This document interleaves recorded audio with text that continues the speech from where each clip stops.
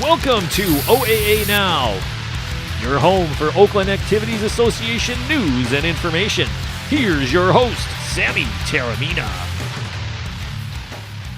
Welcome to the 5th annual OAA Now. I'm Sammy Taormina, blogger of the Dragon's Den, and also one of the hosts of the show Between Taorminas on ON TV. I got a guest here today. He's MI Prep Zone's top coordinator. He is Keith Dunlap. Mr. Keith Dunlap, welcome aboard. What an honor. Been a long time coming. Pleasure to be here, Sammy. Yep, this is a good, and of course you brought your baby son here. You know what I mean? He's down in... Yeah, exactly. Future probably Lake Orion Dragon middle infielder and a defensive back, class of, 2030. Yeah, somewhere down there. Yeah, see what happens. We're going to talk about OA projections coming up, featuring some teams in the league. A lot of these teams have some interesting matchups I'm curious to see about this week. Of course, we all know the big ones. You got Macomb, Dakota, Clarkston, Oak Park, Detroit, Cass Tech, Lake Orion, Chippewa Valley. But that's for later in the show. We're going to go with some of our first picks. Of course, some of the lesser-known matchups, of course, here in the league. And the first one we're going to talk about is Pontiac against North Farmington. That's an interesting matchup. Pontiac, of course, new coach, and John Floyd. This will be his first game back. Of course, North Farmington's got a lot of experience back. They did lose Chauncey Bridges. What's your thoughts about this game? I'd be shocked if North Farmington didn't win pretty decisively. Pontiac, I really love their new first-year coach, John Lloyd, just talking to him at Media Day, getting to know him. Anyone who would be willing to take on that challenge right now, I think you really got to give a lot of credit. Very enthused about the job, even with a lot of uncertainty with Pontiac, with declining enrollment. And the money numbers, situation. Money, yeah. It's your heart breaks for all those kids because, a lot of things that go wrong aren't their fault. Pontiac Middle School also, they turn out very good kids, but then they go to other schools that transfer out, so it's unfortunate. So it's really a situation where you root for a coach like that and you root for all those kids but it's just the deck is so stacked against them, just for things that aren't in their control. The numbers are down.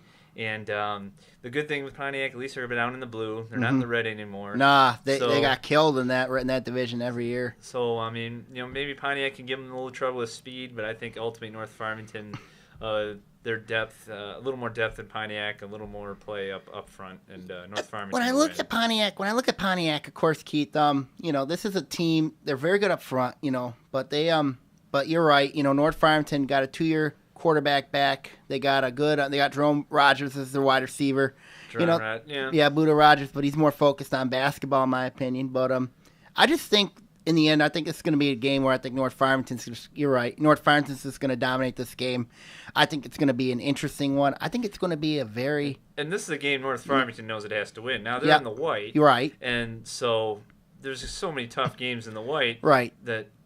If they want to they know they have to win this game against Pontiac. This is almost like a playoff game right off the bat. There's no margin of error with their schedule. And if they lose that one, it's going to be a long year. Yeah. I still think it's going to be a long year over there at North Farmington. But I just think right now with that game, I just think North Farmington does win that game pretty bad. Yep, I agree. Mm-hmm. The next game we're going to talk about, it's an interesting one. It was a game, it's Livonia-Clarenceville against Ferndale. Last year, Livonia-Clarenceville beat Ferndale 21-14.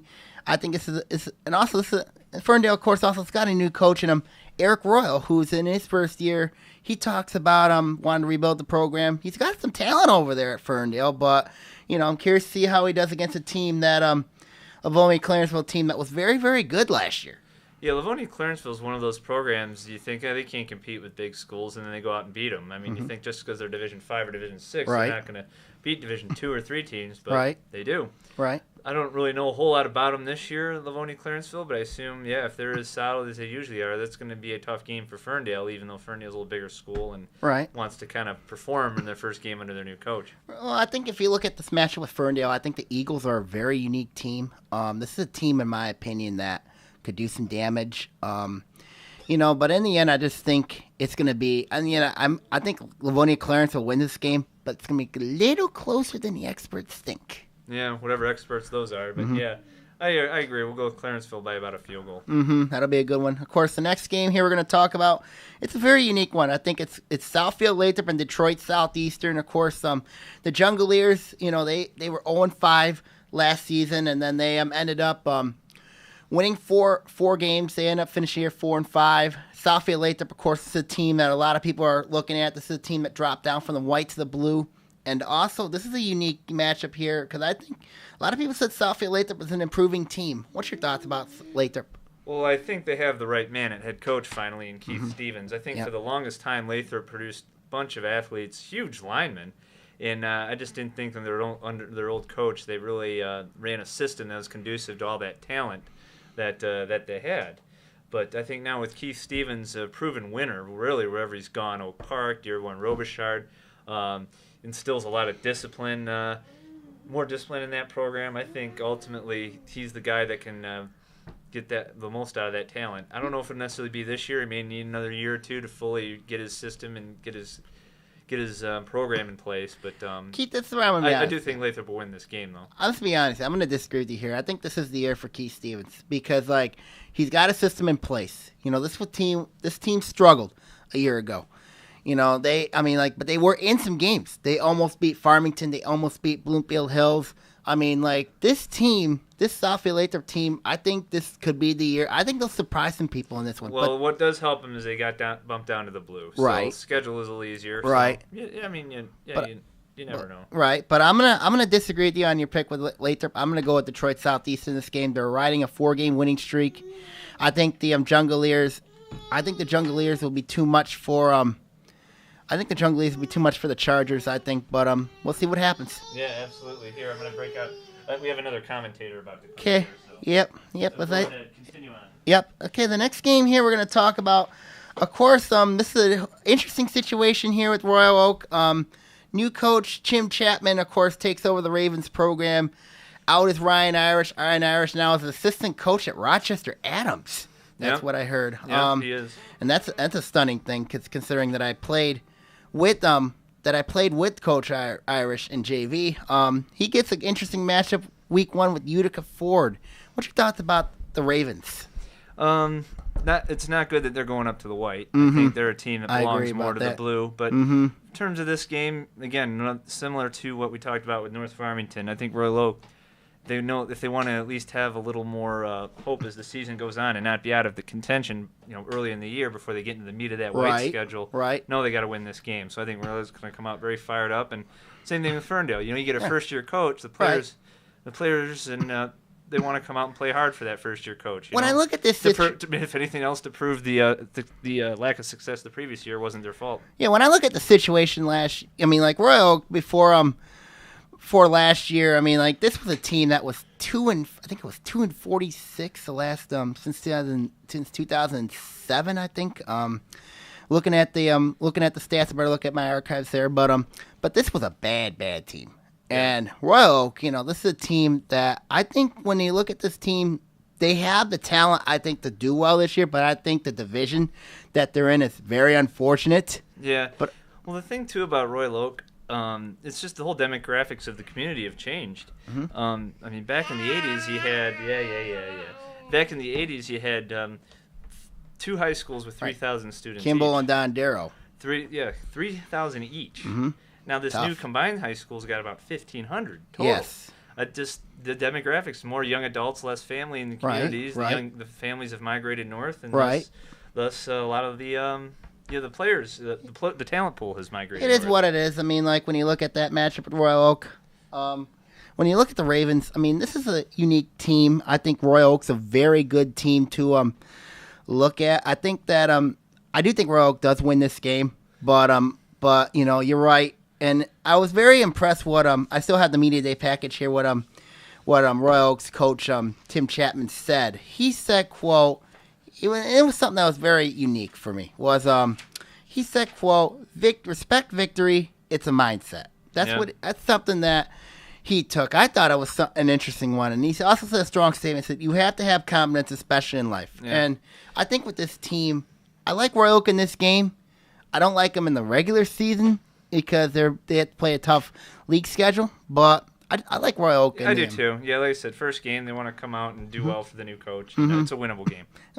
And then of course, And then the next game we're going to talk about is Berkeley and Holly. This is a unique matchup because, of course, Berkeley with Chris Sequoia, second year there. He had a very disappointing 3-6 year. He's replacing a lot of seniors.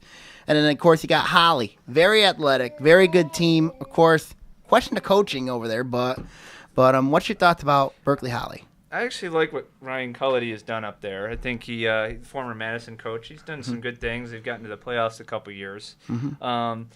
It's going to be a very close game. Berkeley, I think its strength is defensively and up front. I mean, they've got 9 starters back on defense, so that's something Holly's going to be aware of. But going up to Holly, a lot of coaches say playing on the road in high school really isn't a big deal, and most of the time it is. But there are situations where the bus ride and traffic is long, and it really I can think of one game right there. That's going to be Dakota.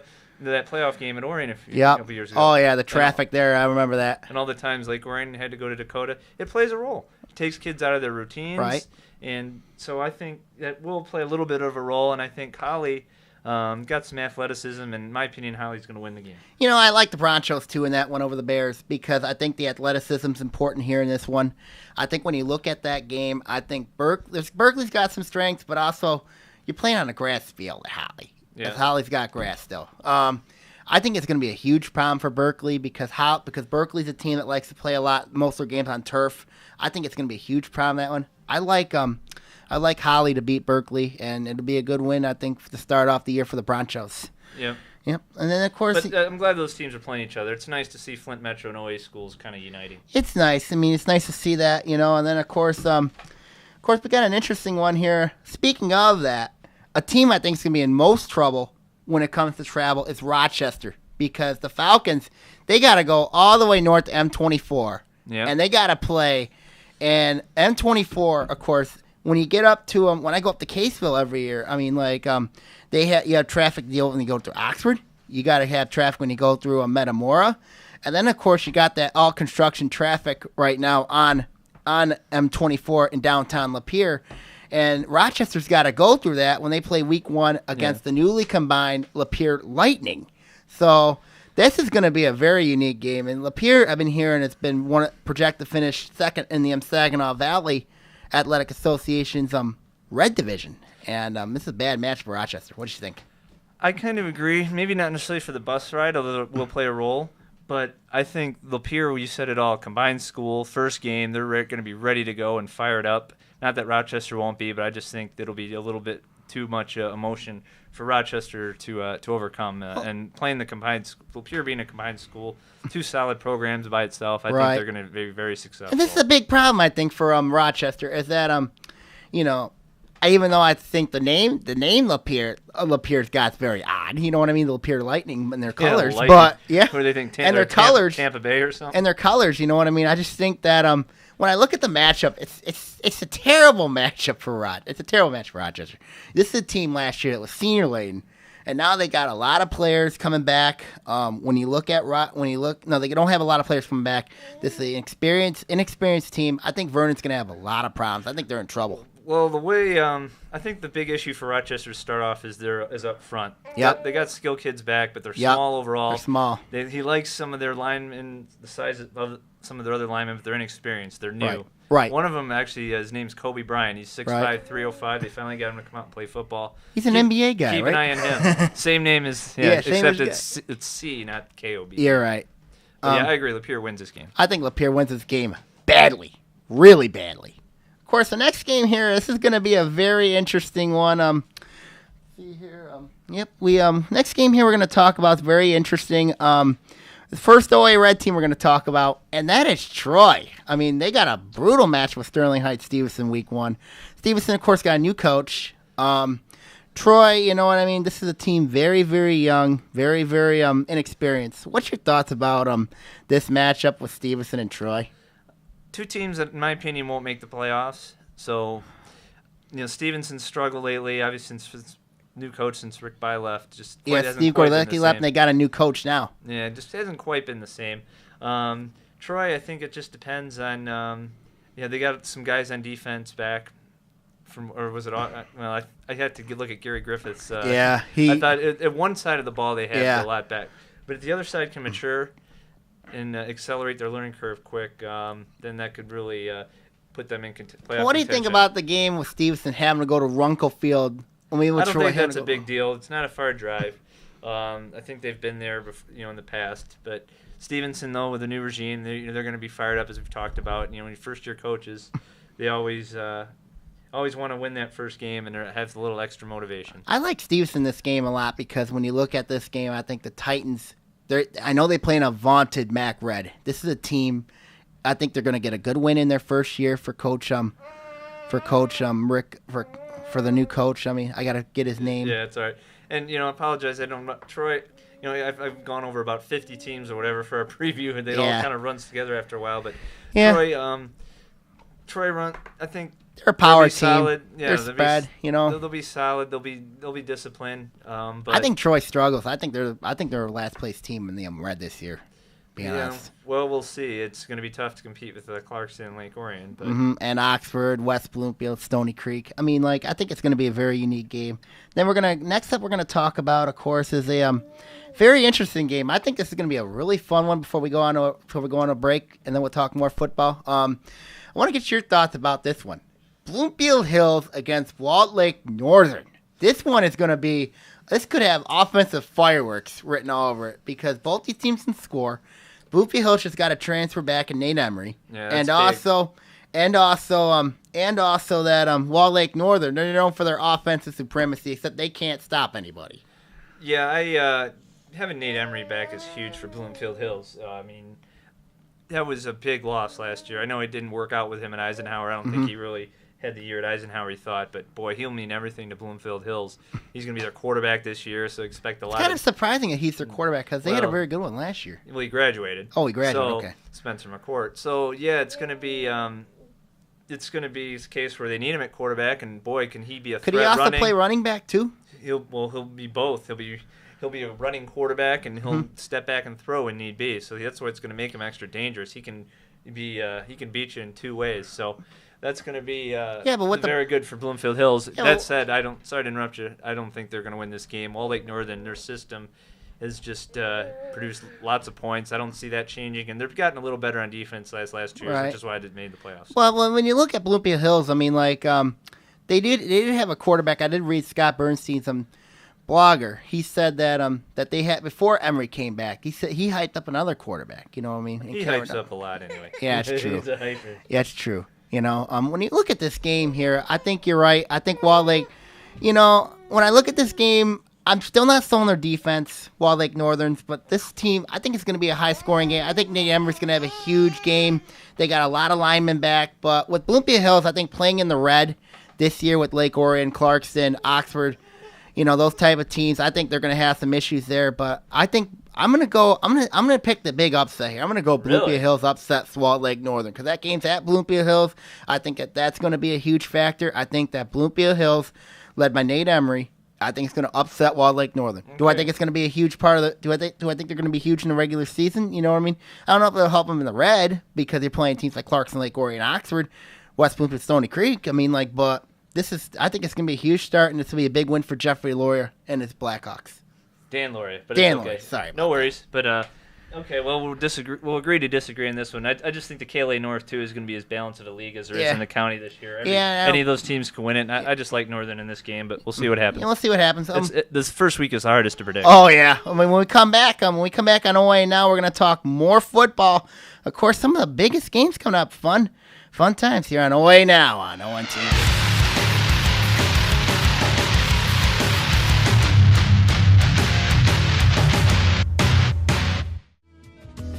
As the summer begins to wind down, enjoy the transition into fall by loading up the family and taking a trip to Friendship Park for Barn Days on Saturday, September 13th from 11 a.m. to 5 p.m. There will be plenty of activities for the whole family, including a petting farm, carnival games, inflatables, farm fresh produce, and a wagon ride. But be forewarned, you may encounter some Yankees and rebels who don't know the Civil War is over. The cost is $5 per vehicle, and proceeds help fund Orion Township's concerts and other events throughout the year. For more information, you can call 248-391-0304, extension 305, or visit oriontownship.org.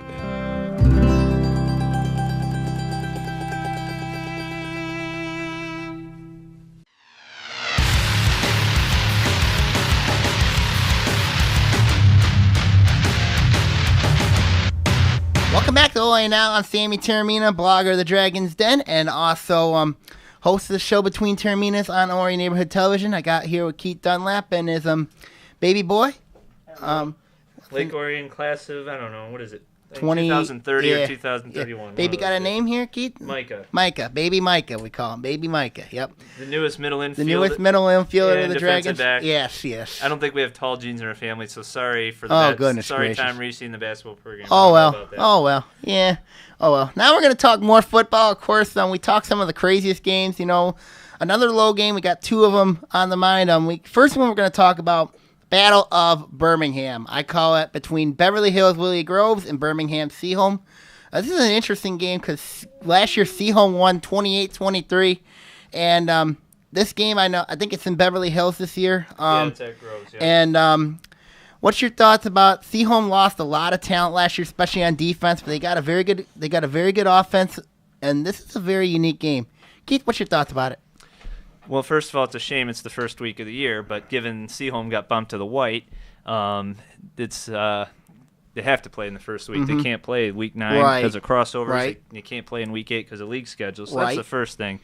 Rivalry games should be at the end of the year, but since it's the only time they could play, I suppose in a way it's good. That really amped up the off season for both. I like Seaholm. I just think even though they lost a lot, I think Jim DeWald, in my opinion, is one of the best coaches in the whole state. He's one of the more underrated coaches on a statewide level. He's really gets a lot done. I don't know if Brother Rice even consider him. I'm surprised they didn't consider him a little more than they did. I was surprised. But this for another topic. Another game. But I was surprised Scott Merchant was mentioned by him to go possibly going to Birmingham, Brother Rice. You know what I mean? Well, I thought it would be a foregone conclusion. He was getting to get the job, but it didn't work out that way. Didn't work out that way. But anyway, going back to this, I just think Seaholm, both teams lost a lot. Girls does have a good quarterback in Zach Van Fossen. Mm-hmm. And they'll be at home, but I'm going to take Seaholm in a 7-point game. I'm gonna oppose you here. I'm gonna say Groves wins this game because It could happen. it could happen because I think Van Fossen's gonna be huge in this game. They got a very good cornerback / wide receiver. I know him, Brandy Roby. I think.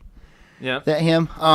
They have some speed. Yeah, they got some speed. I think that questions gonna be up front. I know Groves is replacing Ross Williams. Of course, he was a huge part of that team last year. And then I think this is Van Fossen's time. I think that and then of course Seaholm's a little bit weaker on defense. I think that when you look at this one, I like Groves in this game to pull it out.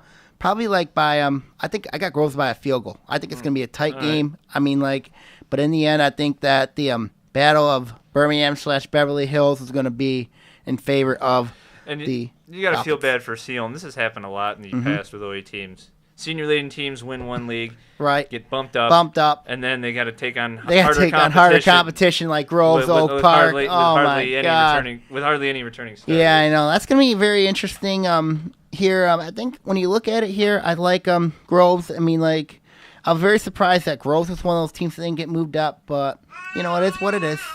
Yeah, exactly. Mm-hmm. Of course, the next game here we're going to talk about is the next game here, of course, is the first-ranked team in the Dragon's Den poll, which is Avondale. And Avondale, of course, they're number 8 in the Dragon's Den poll. They play Redford Union Week 1. Last year was a rout. And do you expect this game? Do you expect Redford Union to even be competitive against Avondale? Or do you think Avondale is just not motivated? Unless the bus doesn't show up for Avondale, or Josh Holloman gets sick or something, then even that, I think Avondale would have enough weapons to beat Redford Union. Mm-hmm. So it's going to be a good turnover. Yeah, Micah agrees too. Avondale, yep, we all both agree that Avondale, I think, will not have much issues. Expect a big game from Josh Holloman. He'll probably get his 200 yards, maybe not even that many carries. I expect Holloman. I'm gonna one up you on Holloman. I think he's gonna get a lot of carries. I think he's going to go for 300, maybe, maybe score 5 touchdowns. One thing I am interested in seeing with Holloman this year, can he run a little better between the tackles, churn out those big yards? When he gets home run, gets into space, he's gone. He's gone, yep. But last year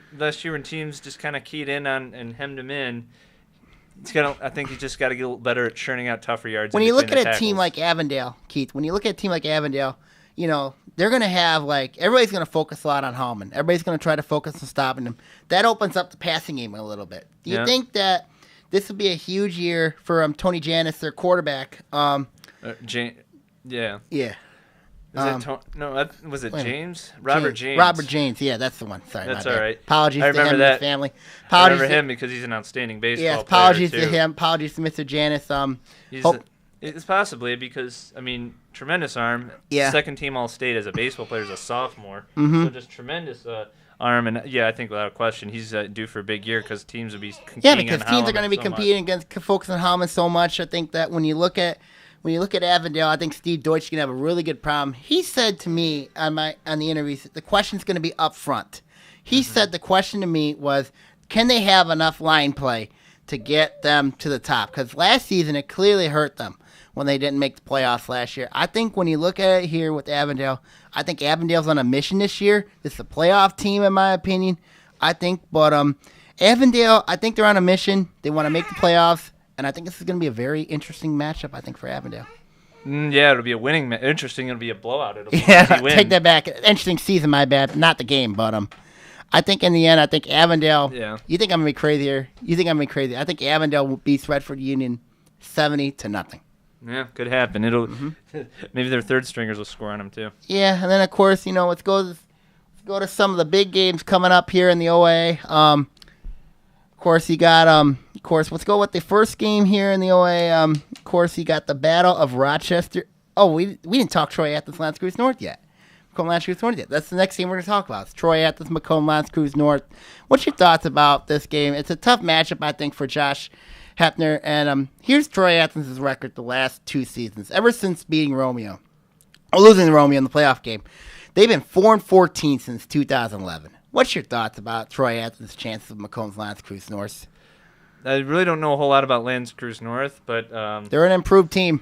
I would say this is a game Athens if they want to harbor any playoff hopes has got to win. Mm-hmm. So again, I'll take L'Anse Creuse North if they're as improved as people. I'll trust your expertise on them. When you look at it here with Macomb County, with Macomb L'Anse Creuse North, this is a team that's really on a mission, trying to make a statement. They won the white, they slaughtered people in the white last year. Now they're up in the red. I mean, when you look at Macomb L'Anse Creuse North, this is a terrible matchup, I think, for Troy Athens because, offensively they got some people. They got Alex Muscat back, and then but when you look at Troy Athens, the problem is their defense. Their defense last year was atrocious. I mean, and I still think their defense is going to be that this year, and especially when you look at Troy Athens' early schedule, they got to play Macomb L'Anse Creuse North week 1, and then you got to play Lake Orion week 2. Yeah. So I think it's a tough matchup for Troy Athens on the way. I wouldn't surprise me if they're 0-2 heading into week 3. I think I like Macomb L'Anse Creuse North to just beat Troy Athens pretty bad. I agree. Mm-hmm. And then of course let's go with some of the interesting matchups here. Here in the den. The first matchup here we're going to go with the first MHA game of the season, and that's at Wayne State. That's Dearborn and West Bloomfield. The Pioneers and the Lakers, a lot of hype surrounding West Bloomfield. Of course, you got Michael King, Tristan Jackson, and of course, 2 of those guys there. And of course, this team's going to be a very dangerous team. West Bloomfield ranked number 7 in the Dragons Den poll. But what's number 7? Wow. Yep, ranked number 7, start the year. What's your thoughts about this matchup between West Bloomfield and Dearborn? Not knowing a whole lot about Dearborn, but I just think West Bloomfield, what they did last year at the end of the year, really gave them a big boost going into the offseason. Winning games, fell short against Oxford in the last week that cost them a playoff spot. But it's, West Bloomfield, right, Mike? I agree, West Bloomfield. I think West Bloomfield wins this game and shows that momentum that they earned last year will carry over to this year and will carry over into playoff contention. I think when you look at the conservative matchup, Keith, with West Bloomfield, when you look at the Lakers, it's very conservative. I mean, they're going to probably play conservative early on because, they're going to try to get rid of those nerves. But, when I look at Dearborn... I'd like the speed of West Bloomfield's secondary, too. I saw them in a 7-on-7 against Southfield over the summer, and they kept up with those Southfield receivers. So. Yes, and that's something that West Bloomfield's going to be. I think that West Bloomfield, this is a scary team to watch. I think this is a playoff team, in my opinion. When you look at West Bloomfield, I mean, they got some good... The Keys line up front. I know they got some good linemen there. But I just think this may be Ronald Bellamy's best team he's had over there at West Bloomfield. I agree. And I think the Lakers, I think it's going to be a slow, tight game. But in the end, I think West Bloomfield beats Dearborn, and it wouldn't surprise me early on that it wouldn't surprise me, you know. But the game of the year, I think, for West Bloomfield is that Week 3 game against Clarkston, and they got to play Lake Orion on Dragons homecoming, and that's going to be a tough matchup, I think. But West Bloomfield, I think, got a really, really bad shaft when it came to schedule because they got to play. Because besides the fact they got to play Dearborn, you know, those should win that, and they should win Week 2 when they play Troy. But they got to play Clarkson on the road, Lake Orion on the road, Oxford on the road, Stony Creek on the road, and of course you got the crossover on the road. That's a brutal schedule. Yep, it is. They got to find a way to at least win one of those road games. You know, I can see a couple of those. You know what I mean? The next game we're going to talk. Look at it next year. They get them all at home. So. Yeah, that's true. I mean, I feel like West Bloomfield and Lake Orion are in the same boat. You know what I mean? Here in this one here.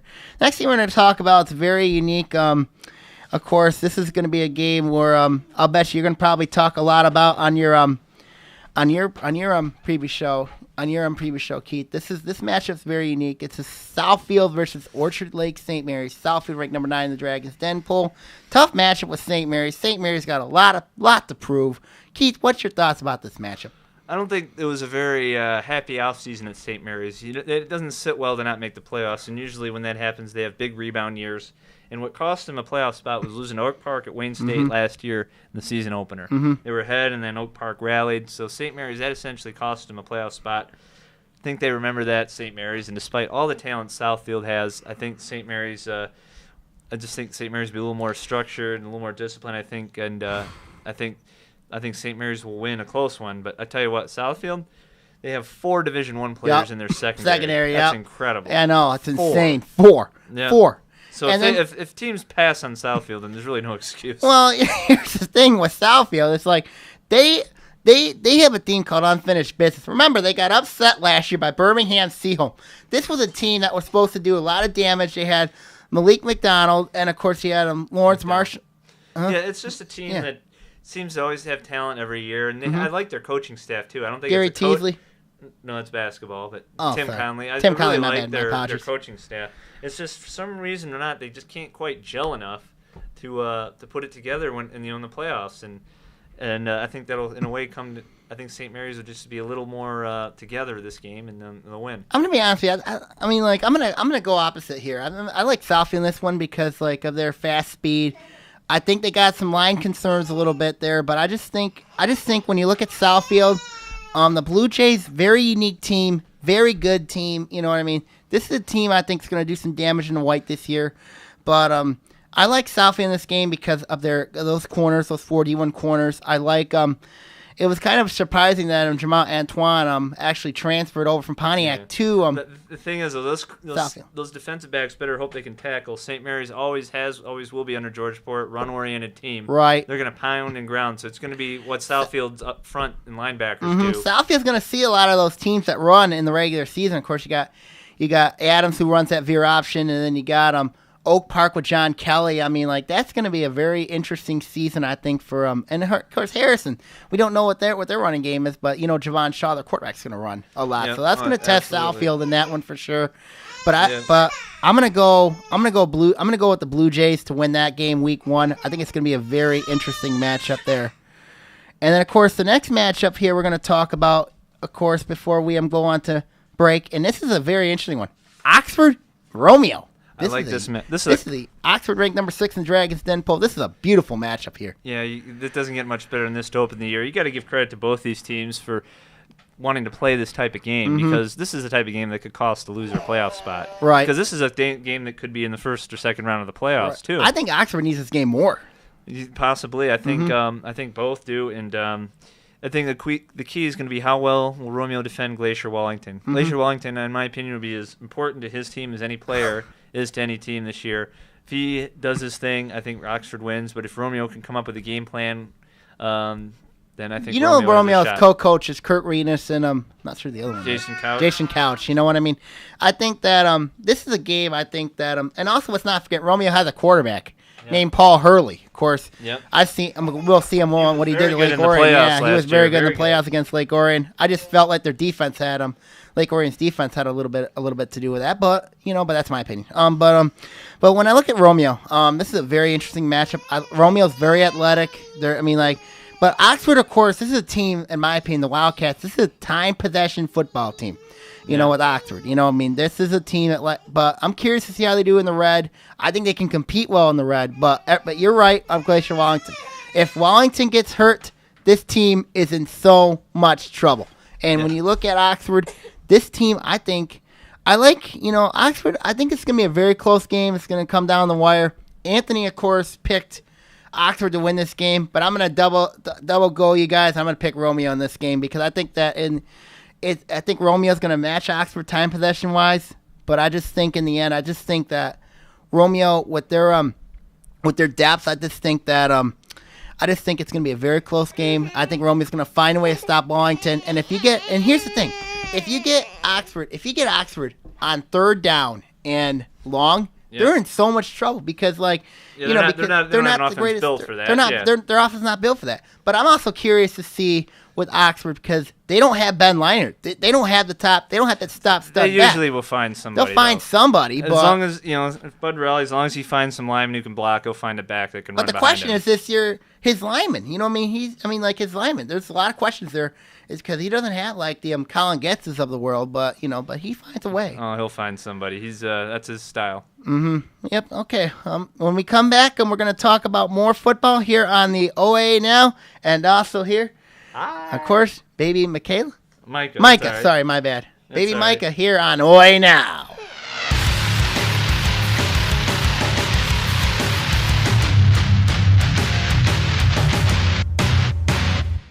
Enjoy farm fresh produce, baked goods, art, and more at the 2014 Lake Orion Farmers Market sponsored by Crittenden Hospital.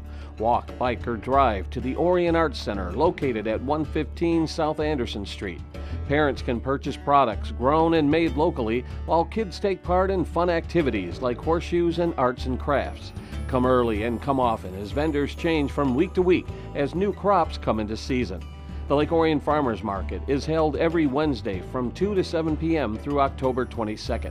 For more information or to sign up as a vendor, visit downtownlakeorion.org.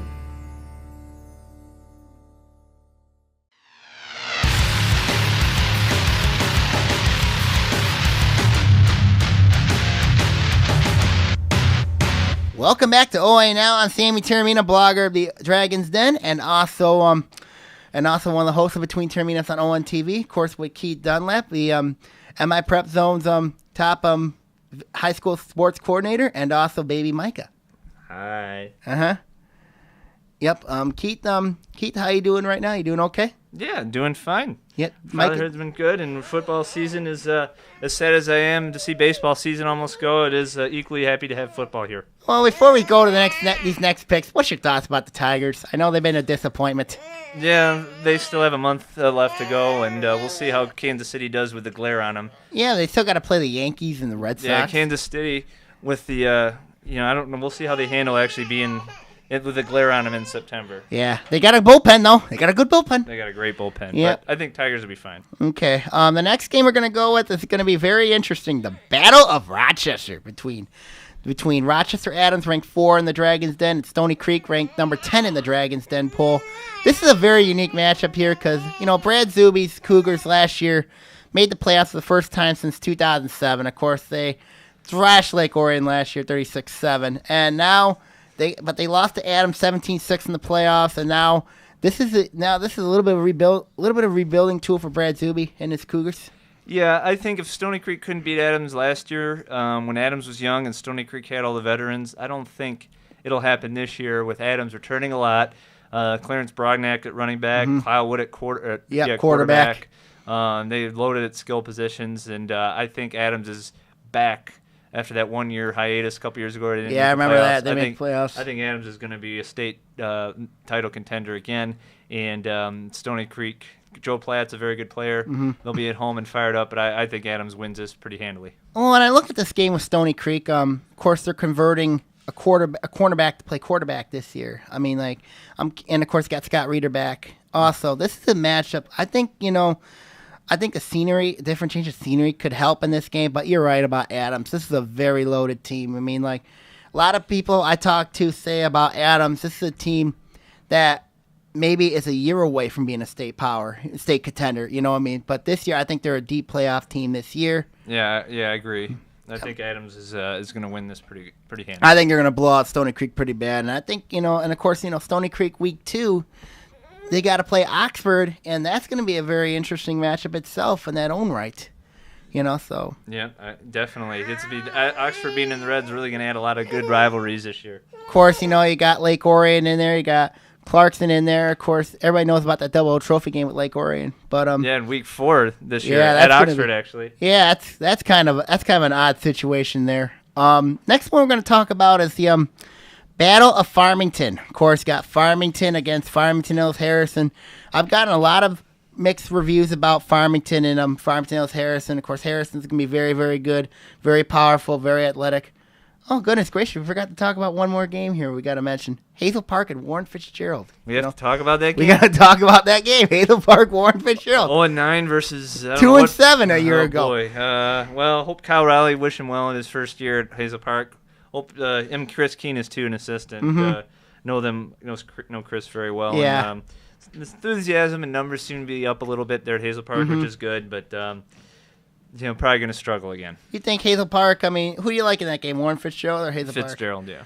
I'm gonna double dare you here. I'm gonna say Hazel Park wins this game. That'd be great. I'd love Hazel to see Park has been winless in 13 straight games. This team, I think, they got him. Scott Guthrie's out. Kyle Riley's in. I think Hazel Park is going to pull off a big win, and this will be their first win since 2012. It wouldn't surprise me if their student section storms the field and wins this one. We'll see. Yep. Now let's go back to the Battle of Farmington. Of course, Farmington Hills Harrison against Farmington. This is a very unique matchup. Of course, both teams have athletes. The key is discipline in this game. Well, without question. And, another one of these games that usually is reserved for Week 9, but because of the division alignment in the OAA, it's Week 1. Doesn't get much better than this. A lot of speed, a lot of skill on both teams, and Farmington doesn't beat Harrison very much. Look at the history.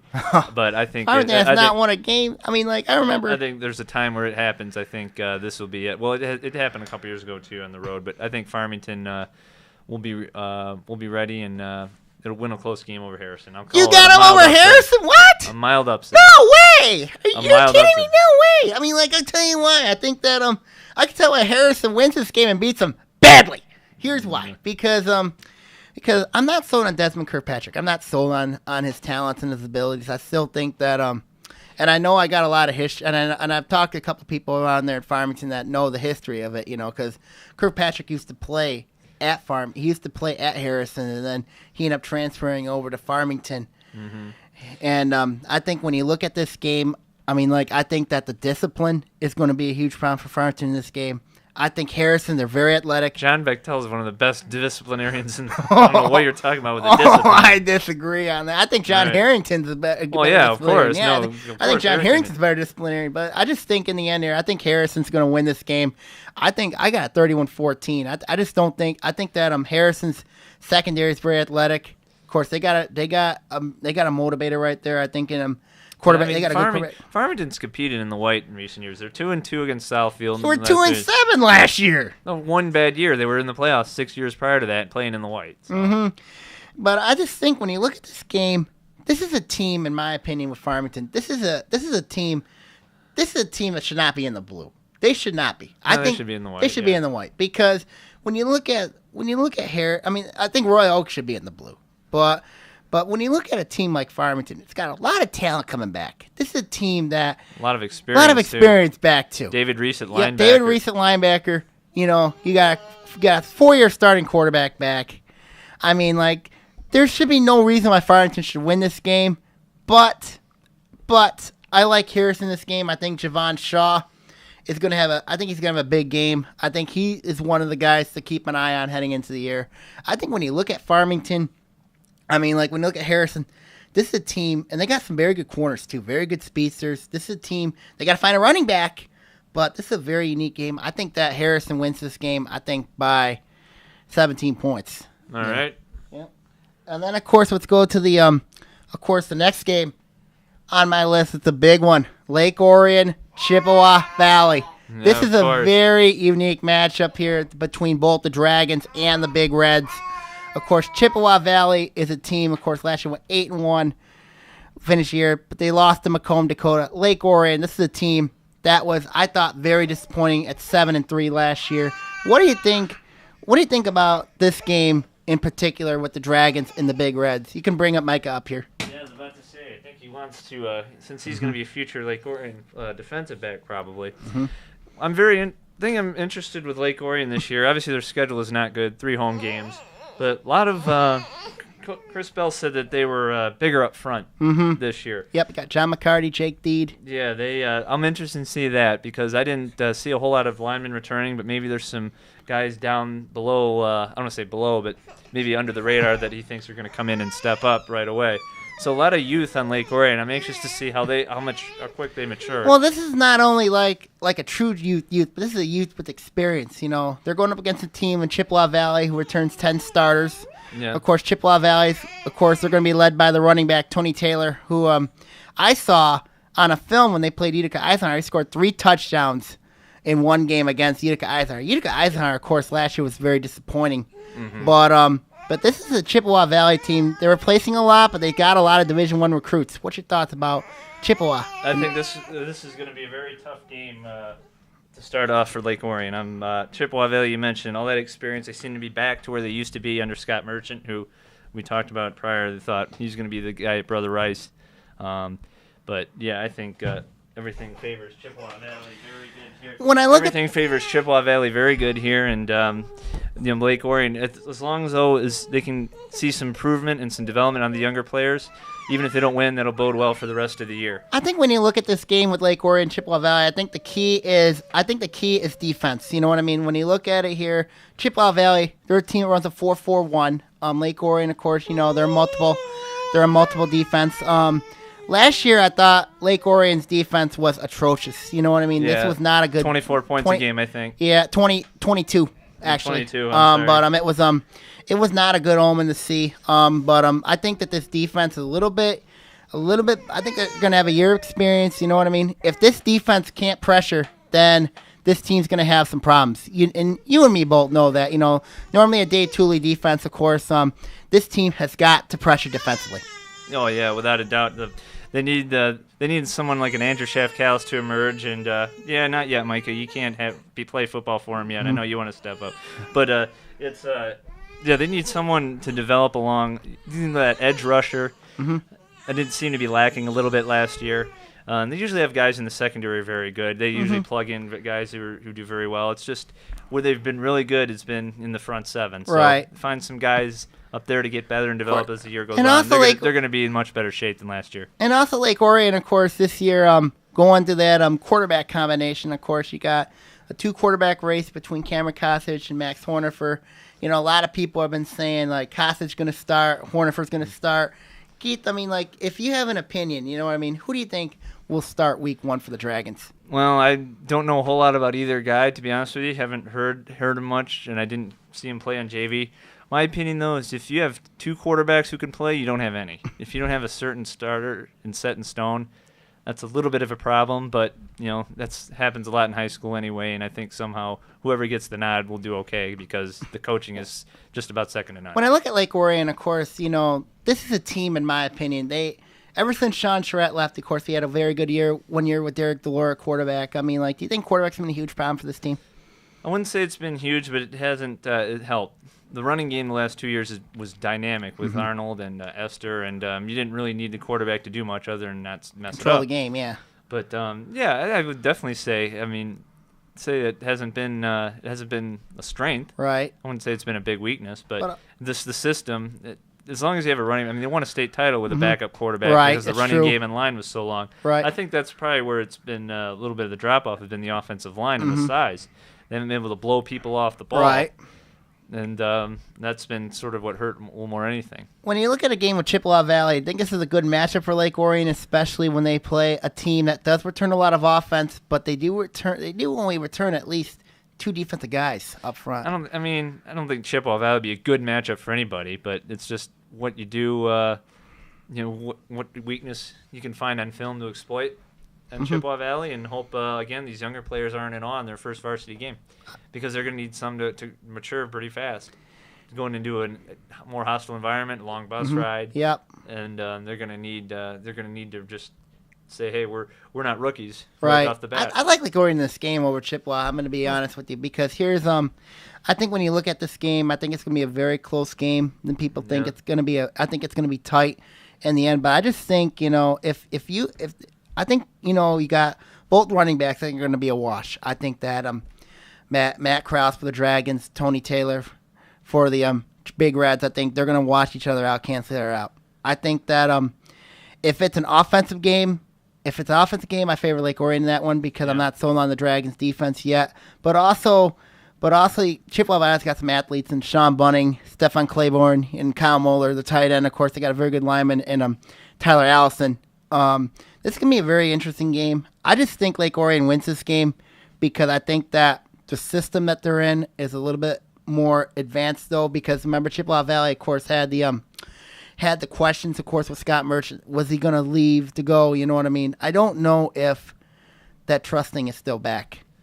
I don't think that'll have much to do with it. He didn't leave. So. No, he didn't leave. I mean, I think players understanding, hey, it's part of life. If there's a better opportunity, you look into it, in all facets. So, who do you got in that game? I'm going to take Chippewa Valley. Just at home, a little more experience. I don't think it'll be the death blow or anything in the Lake Orion season. They can do good things, but I hope not because they got to win Week 4 Oxford. Yeah, this particular game, I like Chippewa Valley at home and their experience. I like Lake Orion. You know what I mean? Being honest, right. Okay. And then, of course, one of the another game we're going to talk about is Oak Park, Detroit Cass Tech, Wayne State. One of the biggest games of the year. Of course, J. Root Campbell still in the slammer. What you think? Thoughts about that one?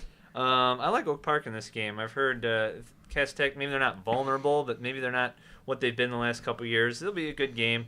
7 o'clock game down there at Wayne State. Hopefully there's plenty of security to avoid what happened there 2 years ago.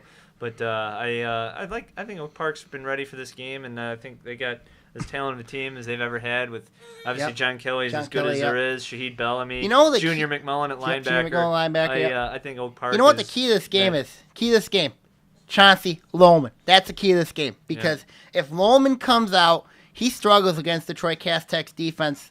It's gonna be tough for Oak. It's gonna be tough for Oak Park. But I talked to Anthony. Of course, Anthony said that he liked Detroit Cass Tech in this game. I'm gonna tell you why I like Oak Park in this game. It's because you said it right. John Kelly, I think, is gonna have a huge game.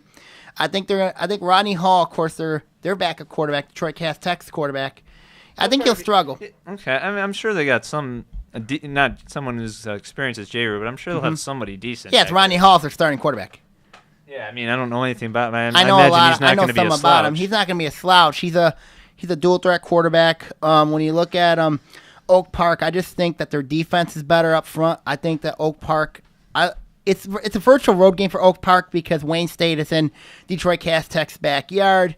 I just think, but also Oak Park loves it when they're the underdog. You can ask Detroit East English Village Prep that in 2012, and you can ask Scotia Lake St. Mary's that question last year. Yeah. And Oak Park won that game. Oak Park's going to be an underdog in this game. I like the Knights in this game because they have a family mentality. And I think this Oak Park team under Greg Carter is going to do some damage. It would not surprise me. I'm gonna do it right now in front of your face right now.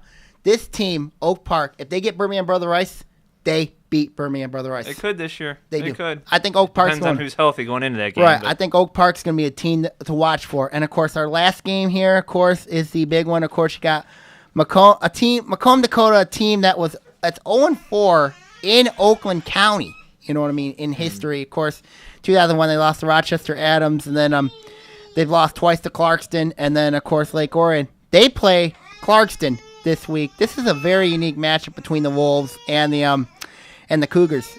And also, what do you think about Clarkson's yellow jerseys this year? I'm a little surprised they released those yellow jerseys. Good. It's well, gracious. They wore them at media day. I don't know how much they'll wear them in the game or not, but I would hope they would stick with their blue. Maybe once. Maybe wear yellow pants. Maybe once or twice. They gotta wear yellow pants. But they gotta bring the nameplates back. And they could be in pink pants. jerseys, and they're still going to be very good. I just think. They may not have the strength up front they did last year, but they'll still be okay up front and solid up front with Adam Manich back. And I think they're going to be better in the skill positions. This is going to be DJ Zazula's a chance to shine. Shane Holler's chance to shine. And I'm missing a wideout who did good in the state title game last year. Matt Inger? No, not him. Shane Holler and another possession receiver they had. I forgot. Austin Egler. Austin Egler, yeah. And then you got Nolan Erickson and Centris Williams. Centris Williams, of course, with a transfer from Macomb, Dakota Yeah. And I'm going to be honest with you, I think when I look at this game, I'm just not sold on Clarkson's defense, because when you look at the Wolves, I mean, like, they lose two guys, David Beadle and Kane Waddington, that defense last year. Yeah, they weren't a great defensive team last year. They played well in the last two games. I still think they're not going to be a good defensive team this year. I think they're going to lose this game week 1 to Macomb, Dakota. I think 31-28 because I'll disagree. I'll take Clarkson being at home, and I still think that aura of the state championship will still be kind of surrounding. It'll still be there, but remember, let's look at Lake Orion. Of course, 2011. Of course, they made the playoffs. They were 6-3, but 7-2. My bad. But they ended up losing a first round game to World Lake Central that year. Yeah. So I just think that it sometimes will get to the aura, but it makes you feel like you're the hunted and the hunters. You know what I mean? Right. That's why I'm gonna go with Macomb, Dakota. I think that Mike Giolani's done a very nice job at Macomb. But you're right, 0-4, Oakland County, again in Oakland County. I think that'll change at some point. That'll change at some point. Maybe it'll change this week because they're too good not to. Too good, yeah. It'd be too. I think it'll be interesting to look at it here, and then I think it'll be a good matchup. I think that's a great. Again, you got to give credit for these schools for playing each other this in week 1. They're not league games. They're not lining up patsies, to get a win to go to the playoffs. And you look at it here, really state playoff points is huge on the line here. Yeah. State playoff points is huge in this one. And then they could meet again, maybe in October, November. Yep, Keith. Of course, what's your thoughts about being here today and enjoying this first ever OA now? Well, next time I got to make my boy here a little quieter. He's a little more boisterous than he usually is. Don't worry about it. And I loved it, man. Been wanting to do this for a long time, and have me back anytime. Let me know. Okay. Thank you very much, Keith Dunlap, for being here on Anytime. OA now. Fans Anytime. also keep an eye. Of course, the Dragons Den and volleyball will be here on Wednesday for the volleyball preview matchup for the Lake Orion Invitational. Yeah. And, it's here. Bye-bye summer. Bye-bye summer. Bye-bye summer. Here on OA now. Bye-bye. OAA Now is produced at Orion Neighborhood Television, Lake Orion's community media outlet. To learn more about ONTV, visit our website at www.orionontv.org or call us at 248-393-1060.